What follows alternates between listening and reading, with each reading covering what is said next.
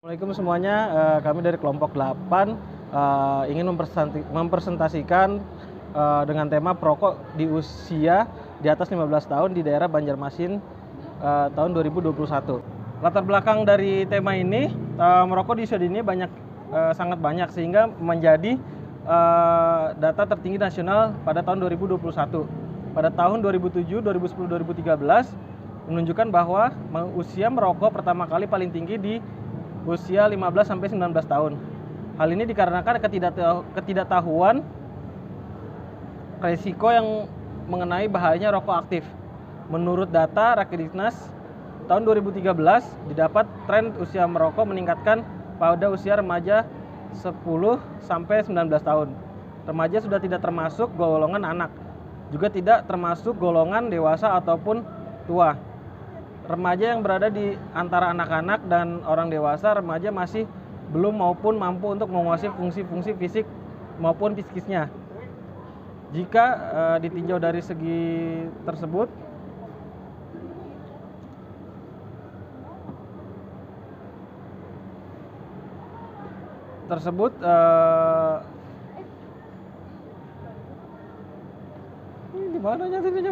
mereka masih termasuk golongan anak-anak.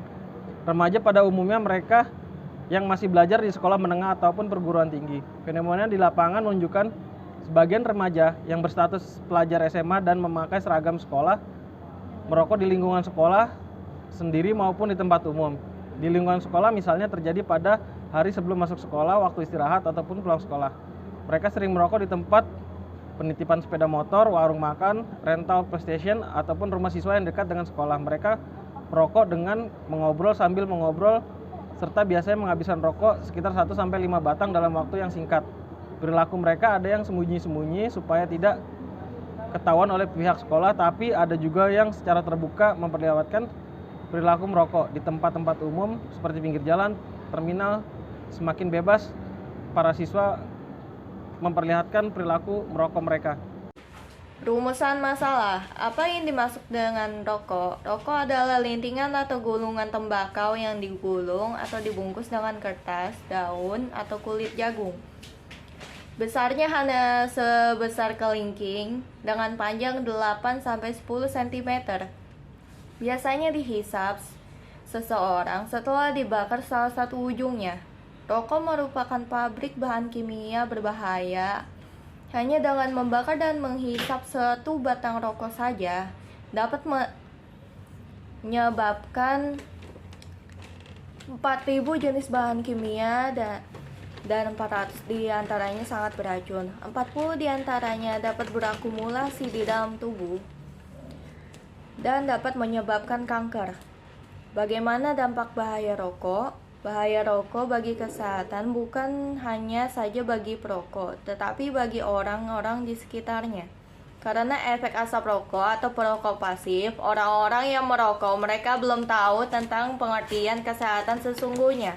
Bagi mereka merokok adalah hal yang sudah biasa atau lumrah. Jika sehari tanpa merokok saja mulut mereka seakan sangat asam dan kecut.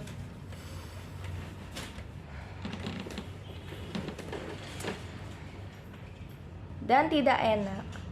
Penyakit akibat bahaya merokok bagi kesehatan seperti ini banyak sekali membawa zat kimia yang sifatnya beracun dalam hanya satu batang rokok saja.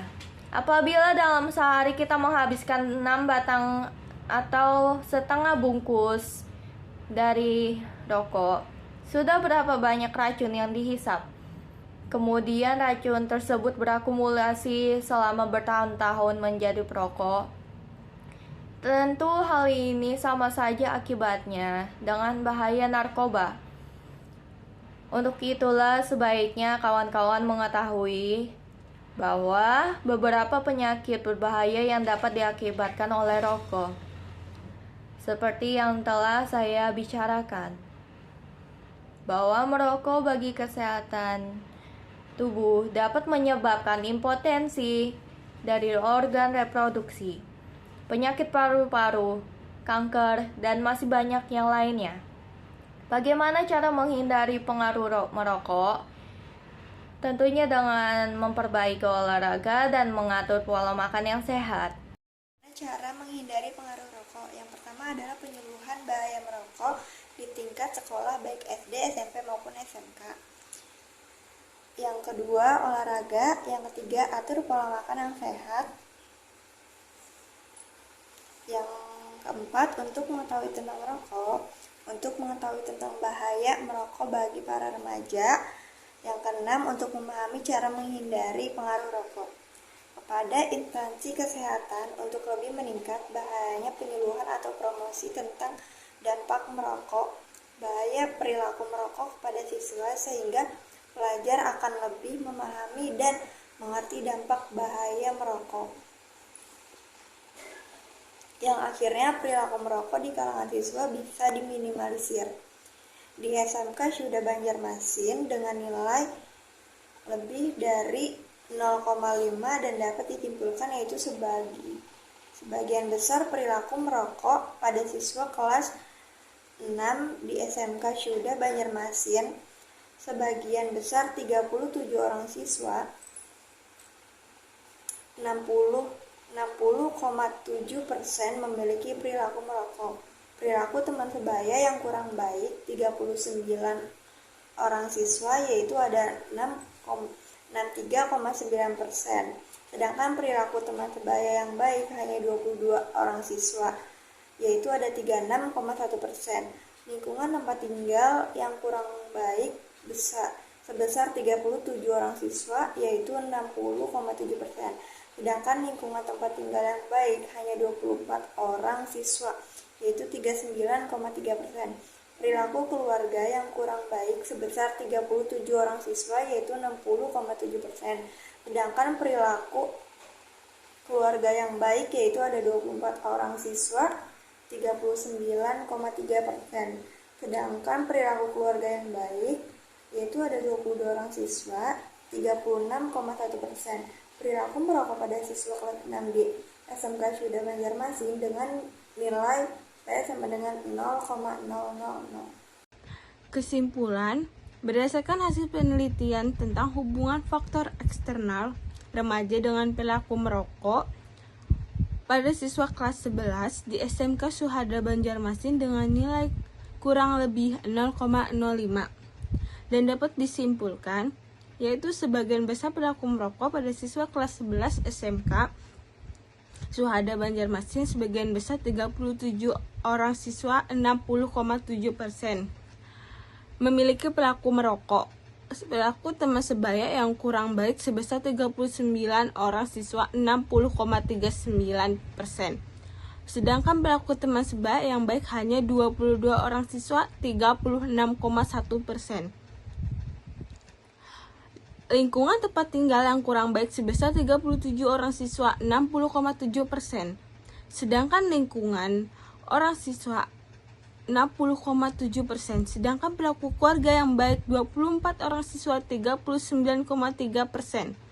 Sedangkan perilaku lingkungan tempat tinggal dan perilaku keluarga dengan perilaku merokok pada siswa kelas 11 SMK Syuuda Banjarmasin dengan nilai P 0,000. Adapun saran kepada pelajar khusus siswa SMK Syuuda Banjarmasin untuk meningkatkan pengetahuan tentang hal yang berhubungan dengan perilaku dan dampak bahaya merokok sehingga dampak 00. Adapun saran kepada pelajar khusus siswa SMK Syuuda Banjarmasin untuk meningkatkan pengetahuan tentang hal yang berhubungan dengan perilaku dan dampak bahaya merokok sehingga dampak buruk dan bahaya merokok bisa ditanggulangi secara baik, secara komprehensif pada peneliti.